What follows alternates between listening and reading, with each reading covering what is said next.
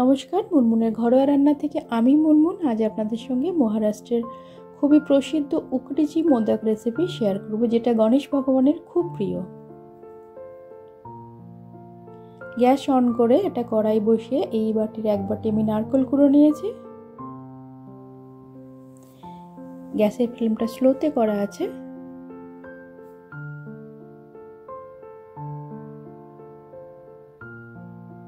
ওই বাটিরই এক বাটি গুড় নিয়েছি, ভালো করে মিশিয়ে নিলাম।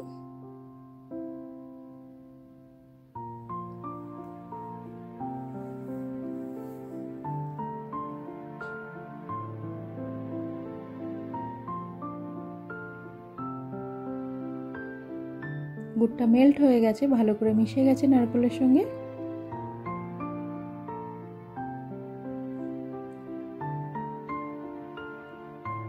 ছোট এলাচ থেতো করে দিয়ে দিলাম, ভালো করে মিশিয়ে নিলাম। পুরটা সুন্দর তৈরি হয়ে গেছে, কড়াই থেকে ছেড়ে চলে আসছে, এক জায়গায় জমাট বেঁধে গেছে। এটা শুকনো শুকনো করলেই ভালো হবে, যতটা শুকনো করা যায়। গ্যাসটা অফ করে দিলাম। দেখুন কড়াই থেকে ছেড়ে আসছে, সুন্দর তৈরি হয়ে গেছে পুরটা। এটা বাটিতে ঢেলে নিলাম।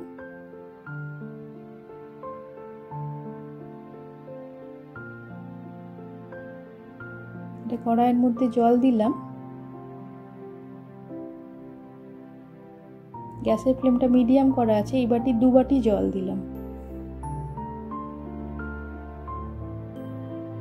একটু ঘি দিয়ে দিলাম, ঢাকা দিয়ে দিলাম।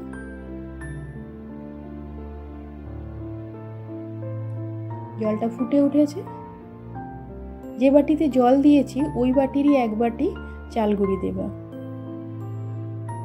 চাল গুঁড়ি আর জলের পরিমাণটা ঠিক হওয়াটা দরকার, তবে ডোটা সুন্দর তৈরি হবে। যে বাটিতে জল দেবেন সেই বাটিতেই চাল গুঁড়িটা দেবেন, তাহলে এটা ঠিক থাকবে। আমি 2 বাটি জলের জন্য 1 বাটি চাল গুঁড়ি দিয়েছি।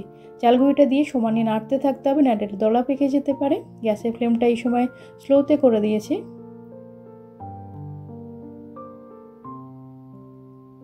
টু 2:1 রেশিওতে জল আর চাল গুঁড়িটা নিতে হবে, তবে এটা সুন্দর একটা মণ্ড তৈরি হবে। এটা পারফেক্ট তৈরি হলে মোদকটা খুব সুন্দর হবে, নরম তুলতুলে হবে। স্টিমের মধ্যে চাল গুঁড়িটা যত ভালো সেদ্ধ হবে মোদকটা তত নরম হবে। গ্যাসের ফ্লেমটা স্লোতে করা আছে।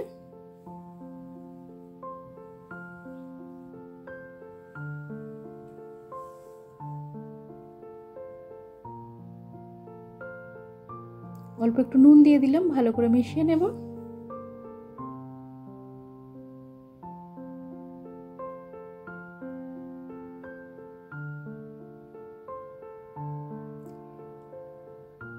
এটা ঢাকা দিয়ে গ্যাসের ফ্লেমটা স্লোতে করে 1.5 মিনিটের মতো আমি এটা স্টিম করে নেব।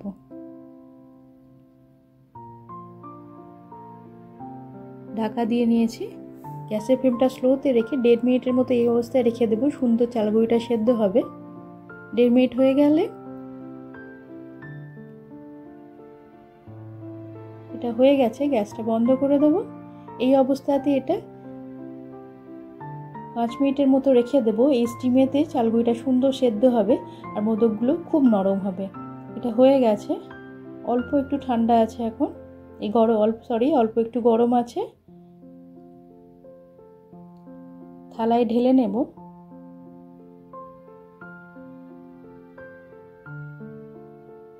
দেখুন ভাপ উঠছে, হাতে একটু তেল বা ঘি মেখে এটা ভালো করে মেখে নেব। অল্প অল্প গরম আছে, সেই অবস্থাতেই মাখতে হবে।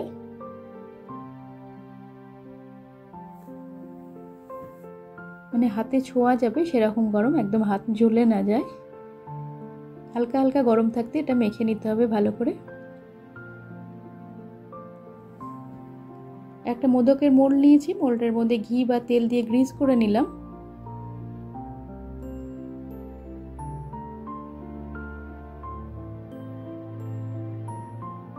নারকেলের যে পুরটা বানিয়েছি ওটা নিলাম, আর এই মণ্ড থেকে এর মধ্যে দিয়ে দিলাম মোল্ডের ভেতরে। ভালো করে চেপে চেপে এভাবে করে নিলাম গর্ত দিয়ে, নারকেলের পুরটা ভরে দিলাম এর ভেতরে। এভাবে আটকে দিয়ে খুলে নিলাম। দেখুন সুন্দর মোদকটা তৈরি হয়ে গেছে, কোনো রকম ক্র্যাক পড়েনি, ভেঙেও যায়নি। এভাবে সমস্ত মোদকগুলো তৈরি করে নেব।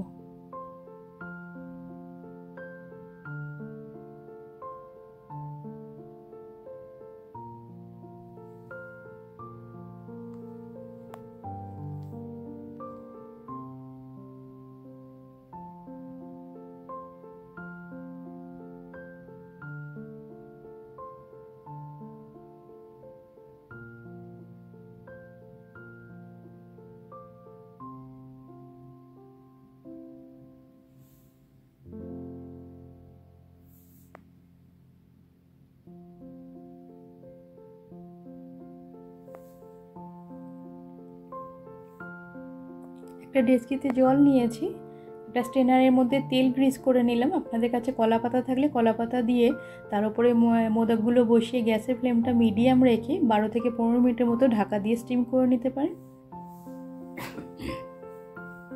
হয়ে গেছে, এটা সুন্দর সেদ্ধ হয়ে গেছে,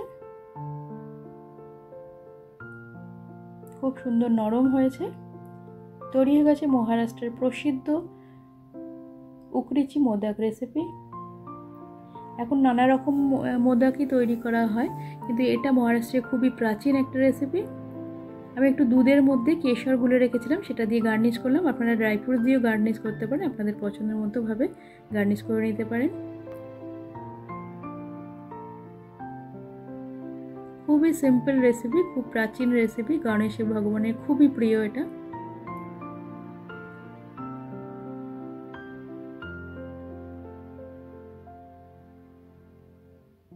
চাল গুঁড়ি আর জলের পরিমাণটা ঠিক রাখলে সুন্দরভাবে ডোটা তৈরি হয়, আর মোদকগুলোও খুব সুন্দর তৈরি হয়।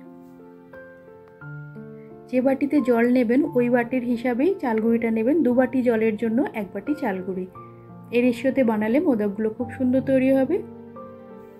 কমেন্টের মাধ্যমে জানাবেন আমার আজকের এই রেসিপিটা আপনাদের কেমন লাগে। যদি ভালো লেগে থাকে একটা লাইক আর বন্ধু বান্ধবদের মধ্যে শেয়ার করার অনুরোধ রইল। এবার গণেশ চতুর্থীতে এই উকরিচি মোদক বানিয়ে গণেশ ভগবানের কাছে নিবেদন করুন। খুবই প্রিয় গণেশ ভগবানের এটা। দেখুন কি সুন্দর নরম তৈরি হয়েছে। খুবই সিম্পল ইজি একটা রেসিপি, খুব পুরনো রেসিপি এটা।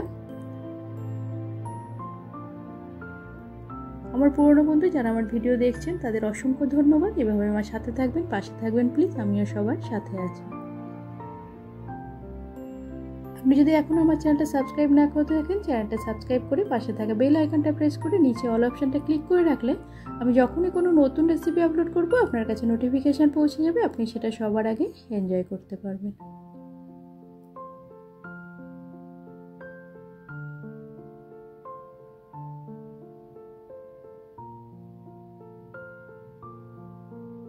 মহারাষ্ট্রের প্রসিদ্ধ পুরনো রেসিপি এটা উকরিচি মোদক। আপনাদের কেমন লাগলো জানাবেন আমাকে।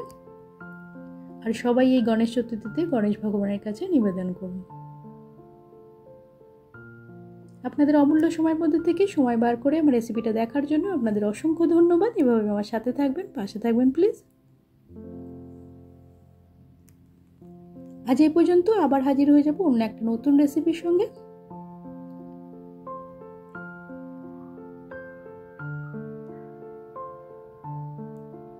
সকলে সুস্থ থাকবেন, ভালো থাকবেন। আমার সকল দর্শকবৃন্দদের জানাই গণেশ চতুর্থীর আন্তরিক প্রীতি, শুভেচ্ছা ও ভালোবাসা।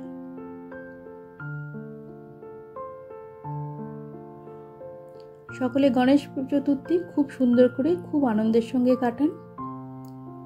আজ এই পর্যন্ত, নমস্কার।